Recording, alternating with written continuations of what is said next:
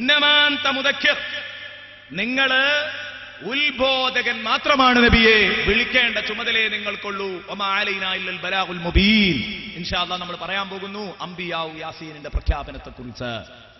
യാസീനിലെ അംബിയാക്കൾ, സൂറത്തു യാസീനിലെ അംബിയാക്കൾ, അങ്ങനെ ഞാൻ പറയാൻ കാരണം ഇൻഷാ അല്ലാഹ് അത് നമ്മളെ നാളെയല്ല മറ്റന്നാൾ ആണ് ഹബീബുൻ നജ്ജാറും ആയി ബന്ധപ്പെട്ട കഥയിലേക്ക് വരിക.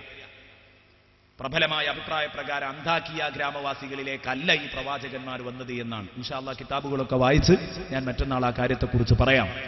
ഭൂരിപക്ഷ ആളുകളും അന്താക്കിയയിലേക്കാണെന്ന് പറഞ്ഞെങ്കിൽ ചരിത്രപരമായി അന്താക്കിയയിലേക്കല്ല ഈ പ്രവാചകന്മാർ വന്നത്. അതുകൊണ്ടാണ് അതിൽ വലിയ അഭിപ്രായ വ്യത്യാസമുള്ളത് കൊണ്ടാണ് ഈ പ്രവാചകന്മാരെ കുറിച്ച് അംബിയാഉ യാസീൻ എന്നാണ് ചരിത്രകാരന്മാർ പലപ്പോഴും എഴുതിയത്. യാസീൻ സൂറയിൽ പ്രതിപാദിച്ച അംബിയാക്കൾ ഏതാ നാട്, എത്ര ആളായിരുന്നു, ഏതാണ് നാട്, അവരുടെ പേരെന്തായിരുന്നു, അതൊന്നും ഖുർആൻ പറഞ്ഞിട്ടില്ല. ഇൻഷാ അല്ലാഹ് അന്ന് പറയാം. ഇബ്നു കസീർ റഹ്മത്തുള്ളാഹി അലൈഹി ചരിത്രത്തിൽ അദ്ദേഹത്തെ പ്രബലമാക്കണമെന്നാണല്ലോ ഉള്ളത്. ഇൻഷാ അല്ലാഹ് അന്ന് ഞാൻ ആ കാര്യങ്ങളൊക്കെ ഗൗരവപൂർവ്വം അന്ന് സംസാരിക്കുന്നതാണ്. എൻ്റെ പ്രിയപ്പെട്ട കൂട്ടുകാരെ, വമാ അലൈനാ ഇല്ലൽ ബലാഗുൽ മുബീൻ, നമുക്ക് വ്യക്തമായ പ്രബോധന ചുമതല മാത്രമേ ഉള്ളൂ. ഫദക്കിർ ഇന്നമാ അൻത മുദക്കിർ ലസ്ത അലൈഹിം ബിമുസൈത്തിർ. എല്ലാ ജുമുഅക്കും നമ്മൾ കേൾക്കുന്നതാണ്. സൂറത്തുൽ ഗാശിയയിൽ ഇമാമുമാർ ഓതുന്നത് കേൾക്കുന്നതാണ്. വലസ്ത അലൈഹിം ലസ്ത അലൈഹിം ബിമുസൈത്തിർ, ലസ്ത അലൈഹിം ബിമുസൈത്തിർ. നബിയെ, നിങ്ങൾ അവരുടെ പിന്നാലെ നടന്ന് അവരെ ബലാത്കാരം നടത്തി വടിയെടുത്ത് പിന്നാലെ നടന്ന് തെളിച്ച് പ്രസ്ഥാനത്തിലേക്ക് ആളെ കൂട്ടേണ്ട ആളല്ല, നിങ്ങൾ അവരുടെ വാടനല്ല. ലസ്ത അലൈഹിം ബിമുസൈത്തിർ, നിങ്ങൾക്ക് പറഞ്ഞു കൊടുക്കേണ്ട ബാധ്യതയേ ഉള്ളൂ. തള്ളുന്നവർ തള്ളട്ടെ, കൊള്ളുന്നവർ കൊള്ളട്ടെ, കൊണ്ടാലതിന്റെ നേട്ടം അവന്, കൊണ്ടാലതിന്റെ നേട്ടം അവന്, തള്ളിയാലതിന്റെ കോട്ടവും അവനു തന്നെ. നബിയേ, നിങ്ങളതിൽ വിഷമിക്കേണ്ടതില്ല. ഇനി അല്ലാഹുവിന്റെ റസൂലിനോട് പറയാണ്, നബിയെ, എന്നാ നിങ്ങൾക്ക് ഫലവത്തായ താക്കീത് നടത്താൻ കഴിയുന്നത് ആരെയാണ്? ചെറിയൊരു ന്യൂനപക്ഷത്തെയാണെന്ന് പറഞ്ഞല്ലോ. ആ ന്യൂനപക്ഷത്തിന്റെ ഗുണമെന്താണ്? അവരിൽ രണ്ട് ഗുണങ്ങൾ തെളിഞ്ഞു നിൽക്കും. ഇന്നമാ തുൻദിറു മനിത്തബഅ ദിക്റ വഖശിയർ റഹ്മാന ബിൽ ഗൈബ് ഫബശ്ശിർഹു ബിമഗ്ഫിറത്തിൻ വഅജ്രിൻ കരീം. ഇൻഷാ അല്ലാഹ് ഈ ആയത്തിൽ ഒരുപാട് കാര്യങ്ങൾ നമ്മളോട് പറയാനുണ്ട്. ഇന്നമാ തുൻദിറു മനിത്തബഅ ദിക്റ, നബിയെ, നിങ്ങൾക്ക് ഫലവത്തായ താക്കീതു നൽകാൻ കഴിയുക, നിങ്ങൾക്ക് താക്കീതു ചെയ്ത് നന്നാക്കാൻ കഴിയുക മനിത്തബഅ ദിക്റ, ഉത്ബോധനത്തെ പിന്തുടരുന്നവനെ മാത്രമാണ്. ഉത്ബോധനത്തെ അനുധാവനം ചെയ്യുന്ന ടീമിനെ മാത്രമേ നിങ്ങൾക്ക് നന്നാക്കാൻ കഴിയുള്ളൂ. വഖശിയർ റഹ്മാന ബിൽ ഗൈബ്, രഹസ്യ ജീവിതത്തിൽ പടച്ച റബ്ബിനെ പേടിക്കാൻ തയ്യാറാവുകയും വേണം. ബിൽ ഗൈബ് എന്നതിന് കുറെ അർത്ഥങ്ങളുണ്ട്, എല്ലാം കൂടെ ഒരുമിച്ച് വെക്കാൻ പറ്റാത്തത് കൊണ്ട് അവരർത്ഥം പറഞ്ഞത്. വഖശിയർ റഹ്മാന ബിൽ ഗൈബ്, രഹസ്യ ജീവിതത്തിൽ അല്ലാഹുവിനെ പേടിക്കുകയും ചെയ്തവരെ മാത്രമേ നിങ്ങൾക്ക് നന്നാക്കാൻ കഴിയൂ. ഫബശ്ശിർഹു, അങ്ങനെയുള്ള ടീമിന് നബിയെ നിങ്ങൾ സുവിശേഷം അറിയിക്കണം, അവർക്ക് സന്തോഷ വാർത്ത നൽകണം. ബിമഗ്ഫിറ, വിശാലമായ പാപമോചനമുണ്ടെന്ന്, പാപ മോചനം അവർക്ക് ലഭിക്കുമെന്ന് നിങ്ങൾ അവരോട് പറയണം നബിയെ. പാപമുക്തി ലഭിക്കും. വഅജ്രിൻ കരീം, ഉദാരമായ പ്രതിഫലവും നൽകും അല്ലാഹു. ബിമഗ്ഫിറത്തിൻ വഅജ്രിൻ കരീം എന്നത് അവസാനം നന്നായി പറയണമെന്നൊക്കെ കരുതിയിരുന്നതായി എത്തോ എന്ന് പറയാൻ പറ്റില്ല. ഇൻഷാ അല്ലാഹ് നമുക്ക് പറഞ്ഞു വരാം. രണ്ടു വിഷയം നിങ്ങൾക്ക് നന്നാക്കാൻ കഴിയുക എന്ന് പറഞ്ഞാൽ, വയല് കേട്ടിട്ട് നന്നാവണമെങ്കിലേ രണ്ട് കൂട്ടരേ നന്നാവുള്ളൂ എന്നപ്പ പറഞ്ഞു. രണ്ട് ഗുണമുള്ളവര്, അത് രണ്ടും നമ്മളുണ്ടോന്ന് പരിശോധിക്കണം. അതിനപ്പോ പറഞ്ഞത് മനിത്തബഅ ദിക്റ, ഒന്ന് വയലിനെ അനുഗമിക്കണം എന്ന് പറഞ്ഞാൽ വയല് കേൾക്കാൻ വരണം.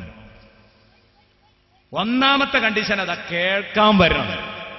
അതിന് കേൾക്കാൻ തന്നെ ഞാൻ പോകുന്നില്ല, നന്നായി പോവോന്ന് പേടിച്ചിട്ട് ഈ ടീമിന് നന്നാവൂല. കേൾക്കാൻ തന്നെ പോകുന്നില്ല. ഉത്ബോധനം കേൾക്കാൻ വരിക എന്നുള്ളതാണ് ഒന്നാമത്തെ കണ്ടീഷൻ. മനിത്തബഅ ദിക്റ. അൽഹംദുലില്ലാഹ്, ഈ സദസ്സിൽ ഇന്നും ഇന്നലെയും ഒരുപോലെ നിറഞ്ഞുകൂടിയ എൻ്റെ പ്രിയപ്പെട്ട സഹോദരന്മാര്, എൻ്റെ ഉമ്മമാരെ, സഹോദരിമാരെ, നിങ്ങൾ ഭാഗ്യവാന്മാരാണ്. ചെറിയ ഭാഗ്യമല്ല. ഇൽമിന്റെ മജ്‌ലിസിൽ ഇത്രയും ആളുകൾ ഉണ്ടാകുമ്പോൾ എത്ര ആലിമീങ്ങളുണ്ട്, മുതഅല്ലിമീങ്ങളുണ്ട്. എൻ്റെ പ്രിയപ്പെട്ട ഉമ്മമാര് ദുആ ചെയ്യുമ്പോൾ പ്രത്യേകിച്ച് കൈക്കുഞ്ഞുങ്ങൾ ഉറങ്ങാത്തവരുണ്ടെങ്കിൽ ഉറങ്ങുന്നവരെ ശല്യപ്പെടുത്തണ്ട. ഉറങ്ങാത്ത ചെറിയ മക്കളുണ്ടെങ്കിൽ അവരോടും കൂടെ ആമീൻ പറയണം. കാരണം ആ മക്കളുടെ ദുആ അല്ലാഹ് സ്വീകരിക്കുമല്ലോ.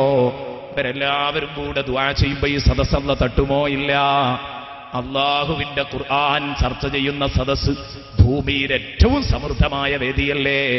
അൽ ഖുർആനു മഅ്ദുബത്തുല്ലാഹി ഫിൽ അർള് ഫഅഖ്ബിലൂ അലാ മഅ്ദുബതിഹി മസ്തതഅ്തും സദഖ മുഹമ്മദുർ റസൂലുള്ളാഹി. അൽ ഖുർആനു മഅ്ദുബത്തുല്ലാഹി ഫിൽ അർള്. ഖുർആൻ ഈ ഭൂമിയിലെ ഏറ്റവും വിഭവ സമൃദ്ധമായ സദ്യയാണ്. മഅ്ദുബത്ത് എന്ന് പറഞ്ഞാൽ അതിന്റെ അർത്ഥം സദ്യ എന്നാണ്. പാർട്ടി ഒരുക്കുക.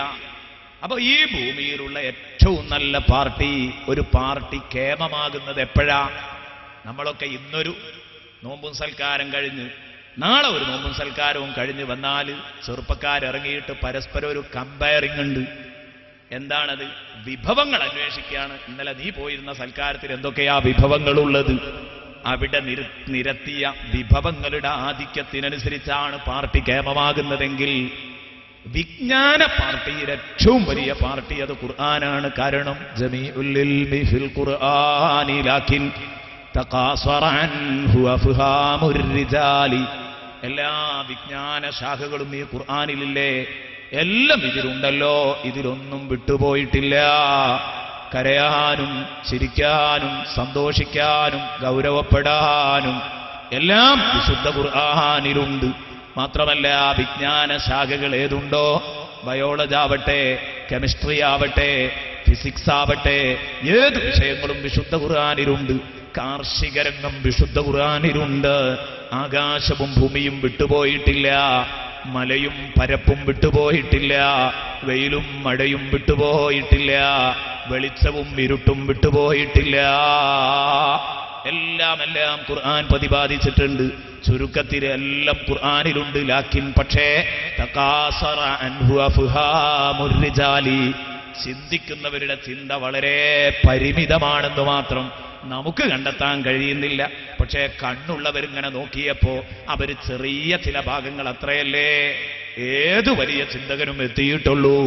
ബഹുമാനപ്പെട്ട ഇമാം ഫഖ്റുദ്ദീൻ റാസി റഹ്മത്തുള്ളാഹി അലൈഹി, എല്ലാവരുടെ പേരിലും തർളിയത്തും മർഹമത്തും ചൊല്ലണം.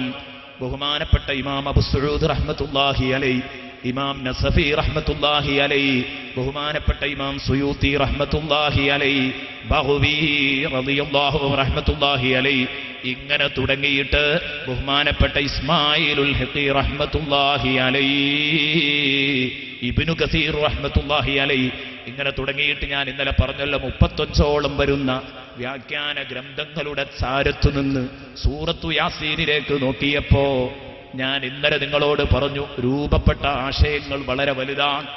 അത് ക്രമീകരിച്ച് 2 മണിക്കൂറിനുള്ളിൽ വളരെ ചുരുങ്ങിയ കാര്യങ്ങൾ മാത്രമാണ് നമ്മൾ പറയുന്നത്. അപ്പൊ ഖുർആൻ വല്ലാത്ത ഒരു സമുദ്രയാത്രയാണ് കേട്ടോ. വിശുദ്ധ ഖുർആനിലൂടെ കൂടെയുള്ള യാത്ര. ഇതിന് കരയില്ല, കടലാണ് വിശുദ്ധ ഖുർആൻ. അപ്പൊ ആ ഖുർആൻ എവിടെ സംഘടിപ്പിക്കുന്നു ആ വേദിയിൽ നിങ്ങളെത്തണം. മനിത്തബഅദ്ദിക്ര, വിശുദ്ധ ഖുർആനിന്റെ സന്ദേശങ്ങൾ പറയുന്ന വഅദിന്റെ മജ്ലിസുകളിൽ നിങ്ങളെത്തണം. ഒന്നാമത്തെ ഡിമാൻഡ് വഅദ് കേൾക്കണമെന്നതാണ്. വഅദ് കേട്ടതുകൊണ്ട് നന്നാകുമോ? അത് തന്നെ ഖുർആൻ പറഞ്ഞു എന്ന് കരുതി, ആ ഖുർആൻ പറഞ്ഞു എന്ന് കരുതി സ്വീകരിക്കാൻ പറ്റില്ല. എന്തുകൊണ്ട്? പറയുന്നവനെ നോക്കണം, അവനേതാശയക്കാരനാണെന്ന് നോക്കണം, അവന്റെ ആശയം എന്താണ്, അവന്റെ മനസ്സെന്താണെന്ന് പരിശോധിക്കണം. കാരണം ഖുർആനിനെ വളച്ചൊടിച്ച് അവതരിപ്പിക്കുമ്പോൾ അത് കേൾക്കാൻ പറ്റില്ല. ഖുർആൻ കൊണ്ട് ധാരാളം ആളുകൾക്ക് ഹിദായത്ത് കിട്ടും. യഹ്ദീ ബിഹി കസീറ, അതേ രൂപത്തിൽ തന്നെ വയുദില്ലു ബിഹി കസീറ. അപ്പൊ നേരെ ചൊവ്വേ കഴിഞ്ഞുപോയ മഹാന്മാര് വിവരിച്ചതുപോലെ വിശുദ്ധ ഖുർആനിനെ വ്യാഖ്യാനിക്കുന്ന സദസ്സിൽ, ഗീബത്തും നമീമത്തും പറയാത്ത വേദികളിൽ, വിശുദ്ധ ഖുർആനിന്റെ വാക്യങ്ങൾ വെച്ച് തെറി പറയാത്ത വേദികളിൽ എന്റെ പ്രിയപ്പെട്ട കൂട്ടുകാര് പങ്കെടുക്കണം. മനിത്തബഅ ദിക്റ വഖശിയർ റഹ്മാന ബിൽ ഗൈബ്. രണ്ടാമത്തേത് വഖശിയർ റഹ്മാന ബിൽ ഗൈബ്, റഹ്മാനായ റബ്ബിനെ ഭയപ്പെടുകയും വേണം. വഅദ് കേട്ടതുകൊണ്ട് മാത്രം നന്നാവൂല. അങ്ങനെ നന്നാകാണ് ഇപ്പൊ നമ്മളൊക്കെ നന്നാവണം. വഅദ് കേട്ടതുകൊണ്ട് മാത്രമായില്ല. വഖശിയർ റഹ്മാന, പടച്ചോനെ പേടി വേണം, അപ്പോഴേ നന്നാവൂ. അത് വളരെ പ്രധാനപ്പെട്ട ഒരു ഘടകമാണ്. വഹശിയർ റഹ്മാൻ, അല്ലാഹുവിനെ ഭയപ്പെടുകയും വേണം. ആ മനുഷ്യനു മാത്രമേ യഥാർത്ഥത്തിൽ നേർമാർഗം കണ്ടെത്തിക്കാൻ കഴിയൂ. നബിയെ, അവനെ മാത്രമേ നിങ്ങൾക്ക് നന്നാക്കാൻ കഴിയൂ. ഇനി വഹശിയർ റഹ്മാന എന്ന് പറഞ്ഞിട്ടൊരു പ്രയോഗം പറഞ്ഞു, ബിൽ ഗൈബ്, കാണാത്ത റബ്ബിനെ ഭയപ്പെടുക, കാണാത്ത ശിക്ഷയെ ഭയപ്പെടുക, രഹസ്യ ജീവിതത്തിൽ അല്ലാഹുവിനെ ഭയപ്പെടുക. ബിൽ ഗൈബ്, ഹൃദയം കൊണ്ട് അല്ലാഹുവിനെ ഭയപ്പെടുക. ഇതൊക്കെ മഹാന്മാരായ മുഫസ്സിറുകൾ കൊടുത്ത അർത്ഥമാണ്. എങ്ങനെയാണ് ഈ അർത്ഥങ്ങളൊക്കെ വരുന്നത്? അല്ലാഹുവിനെ പേടിക്കണം ബിൽ ഗൈബ്, അഭാവത്തിലുള്ള റബ്ബിനെ, കാണാത്ത റബ്ബിനെ പേടിക്കണം. ആദ്യം നമുക്ക് ബിൽ ഗൈബ്, കാണാത്ത ശിക്ഷ കാരണമായി അല്ലാഹുവിനെ ഭയപ്പെടണം. ഒന്നാമത്തെ അർത്ഥം അങ്ങനെ കൊടുക്കാം. കാണാത്ത ശിക്ഷ, ശിക്ഷ ഗൈബാണ്, നമ്മൾ കണ്ടിട്ടില്ല എന്നല്ല. മൂമിനീങ്ങളുടെ ഈമാനൊക്കെ ഗൈബല്ലേ? മൂമിനീങ്ങൾ വിശ്വസിക്കുന്ന കാര്യങ്ങളൊക്കെ ഗൈബാണ്. അപ്പോഴല്ലേ ഈമാൻ എന്ന് പറയാനും പറ്റുള്ളൂ. നമ്മുടെ കൺമുമ്പിലുള്ള ഒരു സാധനത്തെക്കുറിച്ച് ഈമാൻ ഉണ്ട് എന്ന് പറയാൻ പറ്റൂല എന്നാണ്. ഉദാഹരണം, ഈ മൊബൈൽ ഫോൺ, എന്റെ കയ്യിൽ ഒരു മൊബൈൽ ഫോൺ ഉണ്ടെന്ന് ഞാൻ വിശ്വസിക്കുന്നു എന്ന് പറഞ്ഞാൽ എനിക്ക് സുഖമല്ല എന്നല്ലേ നിങ്ങൾ പറയുള്ളൂ. നേരെ മറിച്ച് ഇതിന്റെ അങ്ങേപ്പുറത്ത് വെച്ചതാണ്, ഞാൻ കാണുന്നില്ല. അപ്പൊ നിങ്ങൾ എന്നോട് പറയണം അവിടെ ഒരു മൊബൈൽ ഫോൺ ഉണ്ട്, ഞാനത് വിശ്വസിച്ചു. അതിനാ വിശ്വാസം എന്നറിയാം. കണ്ണിലിങ്ങനെ കണ്ടിട്ട് ഞാനിത് വിശ്വസിക്കുന്നു പറയുന്നതിന് അർത്ഥമില്ല. അല്ലദീ, അതുകൊണ്ടാണ് യുഅ്മിനൂന ബിൽ ഗൈബ് ദാലിക്കൽ കിതാബു ലാ റൈബ ഫീഹി ഹുദൽ ലിൽ മുത്തഖീൻ അല്ലദീന യുഅ്മിനൂന ബിൽ ഗൈബ്. മുഅ്മിനീങ്ങൾ ഗൈബായ കാര്യങ്ങളെ കൊണ്ടാ വിശ്വസിക്കുന്നത്. അല്ലാഹനെ മുഅ്മിനീങ്ങൾ കണ്ടിട്ടില്ല. ഈമാൻകാര് ഒക്കെ ഗൈബാ. അല്ലാഹനെ മുഅ്മിനീങ്ങൾ കണ്ടിട്ടാണോ വിശ്വസിക്കുന്നതല്ല. റസൂലുള്ളാഹി മുർസലീങ്ങൾ അവരെ കണ്ടിട്ടാണോ? വ്യക്തികളെ കണ്ടതുകൊണ്ട് കാര്യമല്ലല്ലോ. റിസാലത്ത് എന്ന സംഗതി നമ്മൾ കണ്ടിട്ടില്ല. പ്രവാചകത്വമുണ്ടെന്ന് പറയുമ്പോൾ അതിനുള്ള തെളിവുകൾ സമർപ്പിക്കുമ്പോൾ നമ്മൾ വിശ്വസിക്കുക. ഏതുപോലെ അള്ളാഹുവിനെ നമ്മൾ മനസ്സിലാക്കിയത് ദൃഷ്ടാന്തങ്ങൾ വഴിയാ. അല്ല ഉണ്ടെന്ന തെളിവുകൾ വെച്ചിട്ടാണ് അല്ല ഉണ്ടെന്നുള്ളത് കേട്ടത്. എന്നതുപോലെ നമ്മളെ കൂട്ടത്തിൽപ്പെട്ട ഒരാള്, നമ്മുടെ കൂട്ടത്തിൽപ്പെട്ടയാൾ എന്നാ സാധാരണക്കാരനല്ല, അസാധാരണക്കാരനാണ്. അതൊക്കെ ഇൻഷാ അല്ലാഹ് നമുക്ക് പറയാം. മാ അൻതും ഇല്ലാ ബശറും മിസ്ലുന വരാൻ പോകുന്നുണ്ട്. സൂറത്തു യാസീനിൽ തന്നെ വരാൻ പോകുന്നുണ്ട്. അവിടെ വെച്ച് പറയാം. അസാധാരണക്കാരനായ ഒരു വ്യക്തിയാണ്, പക്ഷേ തീർത്തും മനുഷ്യ പ്രകൃതിയിലാണ്. ആ ആള് കടന്നുവെന്ന് പറയുമ്പോ ഞങ്ങളെപ്പോലെ തന്നെ നിനക്ക് പ്രത്യേകിച്ചൊന്നും കിട്ടിയിട്ടില്ല എന്ന് നമ്മൾ പറഞ്ഞില്ലല്ലോ, കിട്ടിയിട്ടുണ്ട് എന്ന് നമ്മൾ അംഗീകരിച്ചു. ആ അംഗീകാരം അത് ഗൈബാണ്. റിസാലത്ത്, പ്രവാചകത്വം അത് നമ്മൾ കണ്ടിട്ടില്ല. അതിന്റെ ദൃഷ്ടാന്തങ്ങളെ കണ്ടിട്ടുള്ളൂ. അതുകൊണ്ടാണ് മുർസലീങ്ങൾ, മലായിക്കത്ത് ഗൈബാണ്. മലക്കുകളെ കൊണ്ടുള്ള വിശ്വാസം, കിതാബും കിതാബാണ് എന്ന് വിശ്വസിക്കുക. പുസ്തകങ്ങള്, വിശുദ്ധ ഖുർആനിന്റെ ഈ പ്രതി ഇതൊരു പുസ്തകമാണ്, പക്ഷേ ഇത് ഖുർആനാണ് എന്ന് വിശ്വസിക്കുന്നത് അത് ഹബീബായ റസൂലുള്ളാഹി സ്വല്ലല്ലാഹു അലൈഹി വസല്ലമ തങ്ങളെ വിശ്വസിച്ചത് കൊണ്ടാണ്. ഗൈബാണ്. അതുപോലെ തന്നെ യൗമുൽ ആഖിർ കൊണ്ടുള്ള വിശ്വാസം ഗൈബാണോ എന്ന് പറയേണ്ടതില്ല, എല്ലാം ഗൈബാണ്. അല്ലദീന യുഅ്മിനൂന ബിൽ ഗൈബ് എന്ന് പറയുന്ന ആയത്തിൽ അത് വിശദീകരിച്ചിട്ടുണ്ട്. ഞാൻ പറഞ്ഞു വന്നത്, കാണാത്ത ശിക്ഷയിൽ അല്ലാഹുവിനെ ഭയക്കണം. കാണാത്ത ശിക്ഷ കാരണമായി പടച്ച റബ്ബിനെ ഭയപ്പെടാൻ തയ്യാറാവണം. അവരെ മാത്രമേ നബിയെ നിങ്ങൾക്ക് നന്നാക്കാൻ പറ്റൂ. ഞമ്മക്കുള്ള കുഴപ്പം അതാണ്. ഇതൊന്ന് കേൾക്കുക. ഇതാണ് എൻ്റെ പ്രിയപ്പെട്ട സഹോദരന്മാർക്കും സഹോദരിമാർക്കും ഒക്കെ അതിൽ ഫലിക്കാനുള്ളത്. നമുക്ക് ഫലപ്പെടാനുള്ള ഭാഗതാണ്. ശിക്ഷ കണ്ണുകൊണ്ട് കണ്ടില്ല എന്നുള്ളതാണ് നമ്മുടെ പരാതി. കാണാത്ത ശിക്ഷയിൽ ഭയപ്പെടാൻ കഴിയണം. കണ്ട ശിക്ഷയിൽ ഭയപ്പെടാൻ കഴിഞ്ഞിട്ട് കാര്യമില്ല. അതെല്ലാവരും ഭയപ്പെടും. ശിക്ഷ കണ്ടാൽ അവിശ്വാസികൾ വരെ നാളെ പരലോകത്ത് നിന്ന് ഭയപ്പെടുമെന്നല്ലേ ഖുർആൻ പറഞ്ഞത്. അങ്ങനെ ഭയപ്പെട്ടിട്ടൊരു കാര്യമില്ല. കാണാത്ത ശിക്ഷയെ ഭയപ്പെടാൻ കഴിയണം. ശിക്ഷ കണ്ടിരുന്നെങ്കിൽ നമ്മളാരും തെറ്റു ചെയ്യില്ല. നേരെ മറിച്ച് കാണാത്ത ശിക്ഷയുണ്ടെന്ന് ഉറക്ക വിശ്വസിച്ച് അതിനനുസരിച്ച് തെറ്റുകുറ്റങ്ങളിൽ നിന്ന് മാറി നിൽക്കുന്നവർക്ക് അല്ലാഹു നാളെ സ്വർഗം നൽകും, ഉറപ്പാണ്. വഅമ്മാ മൻ ഖാഫ മഖാമ റബ്ബിഹി വനഹ അൻ-നഫ്സ അനിൽ ഹവാ ഫഇന്നൽ ജന്നത ഹിയൽ മഅവാ. പടച്ചോന്റെ അടുത്തുള്ള ശിക്ഷ ഭയന്നിട്ട് സ്വന്തം താൽപര്യങ്ങളിൽ നിന്ന് ശരീരത്തെ നിയന്ത്രിച്ചവരാരുണ്ടോ, ഫഇന്നൽ ജന്നത ഹിയൽ മഅവാ, സ്വർഗം അവന്റെ അഭയകേന്ദ്രമാണ്, അവന്റെ പാർപ്പിടമാണ്. വിശുദ്ധ ഖുർആനാണ് നമ്മെ പഠിപ്പിക്കുന്നത്. വിശുദ്ധ ഖുർആൻ എന്നെയും നിങ്ങളെയും പഠിപ്പിക്കുകയാണ്. ശിക്ഷ കൺമുമ്പിൽ കണ്ടിരുന്നെങ്കിൽ